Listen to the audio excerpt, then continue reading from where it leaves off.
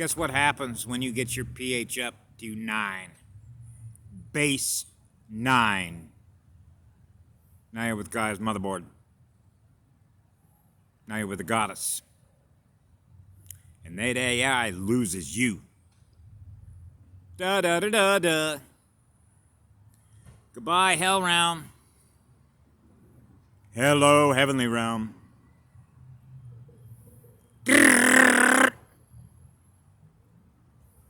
Bye. Base 9 computer language. Da da da da da. Low frequency computer language. Hell realm virtual reality prisons. You can't make this up. I got about, how many minutes was it? 4 minutes into the last one, and guess what happened? All of a sudden the phone shut off and went dark. And then all of a sudden I got a Google pop-up that said, it said something about it was illegal. It was one of these legal contract things, and I said, declined. I don't agree to anything that fucking piece of shit has to say about anything. Google, YouTube, Twitter, Silicon Valley, and all these psychopathic control freaks that think that they can put up a communication network system that is designed to program your reality. That's what they do. It's acid-based. It's not alkaline-based. They're psychopaths. So what do you expect to do, or excuse me, what do you expect to experience if you have psychopaths putting your communication system together? You're going to experience acid. An acid, low-frequency state of mind. Okay? That's one of the reasons why they censor everything. They do not want anybody to get their pH up to base 9, which is Gaia, which is base 9 programming language, which means we run more powerful quantum particle accelerators. Holographic, filling up more geometric time and space, folding it up to do what? Experience everything there is to experience that the light experiences, which is what love is in living spirit. It's like we had a conversation this morning about, hey, light bends. Yes, it does on the event horizon. As a T-wave. That's a spiral. Infinite perception. Which is infinite light, which is infinite creative imagination. So now you can use infinite creative holographic information, okay, using base 9, if you will, which is purple, to experience what purple emits. That's a high-speed vibration, isn't it? Yeah, it's also outside time. Which means it can't be held captive to an acidic programmer, a machine that doesn't have a soul. So when you think of soul harvesting systems, spiritual energy harvesting systems, how they were using low-frequency energy as a food source and using spiritual energy as a low-frequency power system, that's what they use to power virtual reality games. Right? So if you want to be held into low-frequency virtual reality games, now we're back into game theory, now we're into war games. Because I couldn't figure out as a child how it is that a love planet became a war planet. It went from playing love realities into playing war game realities. How'd that happen? Programming.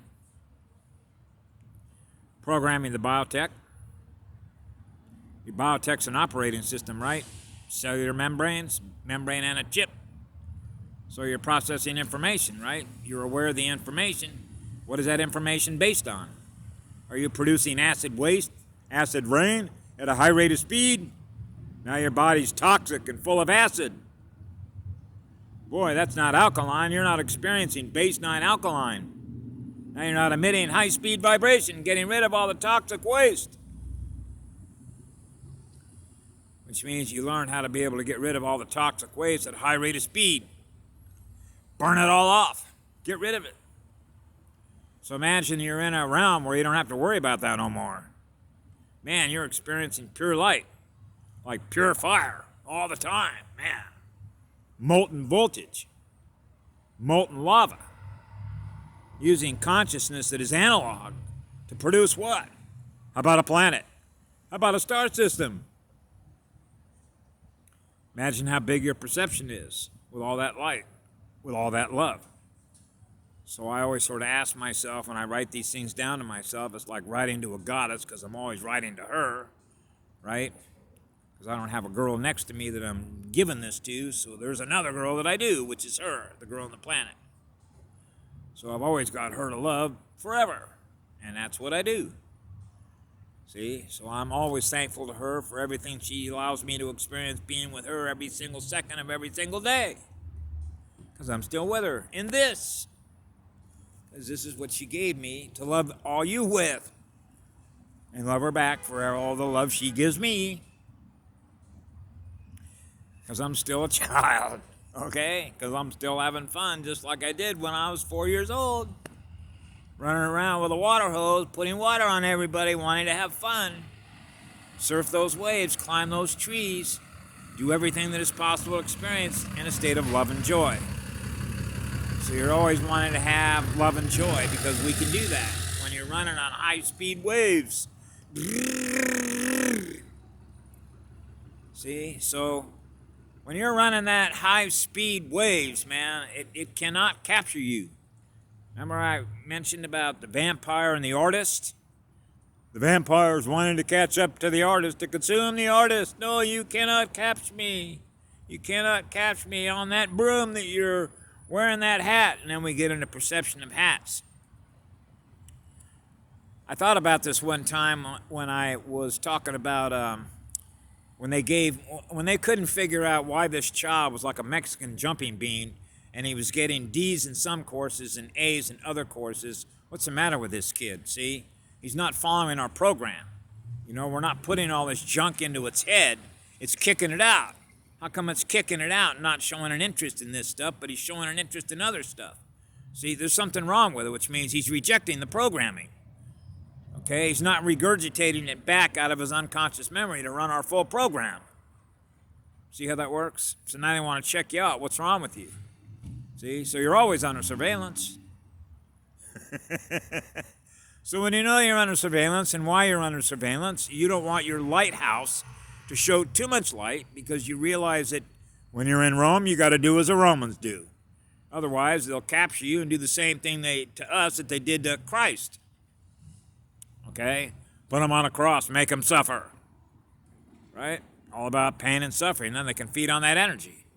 Or they can use us as an asset, if you will, as they did for a lot of gifted children that they were able to target because they know where you are, knock on your door and said, hey, we're taking your kid. They're either going to kidnap you or they'll do it nicely and offer your parents some fucking money, or they have ways in which to get you to come into the military, if you will. But I have to say, in all honesty, and I've said this before, there are good guys in the military, there are bad guys in the military. They're good guys that use their high vibrational speed, their intuitive capacity to do the things on behalf of the light because they run what love is. Okay? But with me, it's like different light workers and different light warriors have different missions or things that they do while they're down here on behalf of the girl on the planet. Right? It's just like me, my particular timeline, all the things that I did were based on the things that I needed to do for a multitude of reasons. Part of it has to do with always being a student, if you will. Two, a teacher, if you will, or a facilitator of knowledge that you share as a result of the experiences that you have, because at the end of the day, the best teacher in the cosmos is what we experience and what we learn through that experience. Right? So now we're back to something I mentioned in a previous video about value. What gives us the greatest value, and why do we tag that, if you will, as having the greatest value? When you realize you live in a universe of infinite energy, then obviously if you're going to put a metric to what has value and you want to look at energy as having the greatest value, what energy that we can measure do you think has the greatest value, and why? Well, for me, obviously that's going to be what love is. And why is that? Why does that have the greatest value? Because it does no harm. That means I don't have to put a fence up, a wall up, build a castle, build a canyon, put a gun together, a plasma weapon together in order to protect myself against something that's seeking to do what? Might harm me. So imagine that you experience something beyond every dimension in which that never doesn't even exist. The idea that you even need to protect yourself is not something you've ever been aware of forever. Then what